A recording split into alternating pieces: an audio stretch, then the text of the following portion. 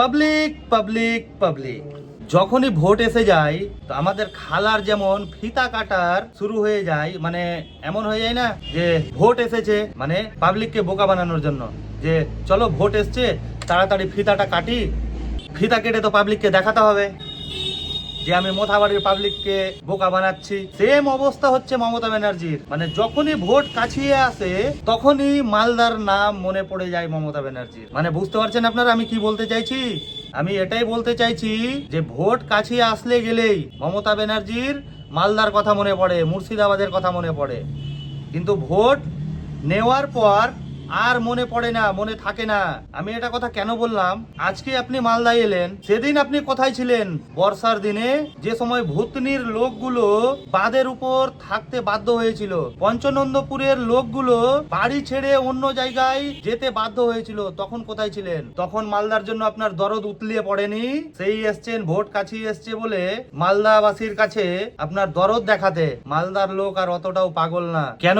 বর্ষায় সময় যে দুর্যোগ এসেছিল শুধুই কি উত্তরবঙ্গের কিছু এরিয়াতেই এসেছিল, নাকি মালদাও এসেছিল? না, মালদার লোকগুলো বর্ষার সময় দুঃখে কষ্টে দিন কাটছিল, সে সময় আপনি কোথায় ছিলেন? কেন এসেছিলেন না একবার? কেন আপনার মনে এটা প্রশ্ন জাগেনি যে মালদার লোক, ভূতনির লোক এত দুঃখের মধ্যে আছে, এত কষ্টের মধ্যে আছে, গিয়ে একবার দেখে আসে? আপনার চরিত্র কেউ বুঝতে পারুক আর না পারুক, মালদার লোক ঠিক বুঝতে পেরেছে, কারণ আপনি গিরগেটি থেকেও বা নিজের রূপ বেশি পরিবর্তন করতে পারেন। আপনি কিসের জন্য আসেননি এটা আমরা ভালো করে জানি। আপনি আসেননি এটার কারণেই কি মালদার মধ্যে বেশিরভাগ মুসলিম সম্প্রদায়ের লোক বসবাস করে, নইলে উত্তরবঙ্গের এক জায়গায় আপনি বর্ষায় বিপর্যস্ত লোকদেরকে সহযোগিতা পাঠিয়ে দিলেন, দুদিনের মধ্যে ওদের সম্পূর্ণ কাজ হয়ে গেল, কিন্তু ভূতনির লোকের জন্য কেন হলো না? আছে এটা আপনার কাছে জবাব? এই জবাব আপনাকে মালদার মানুষ, ভূতনির মানুষ 26-এ দেবে।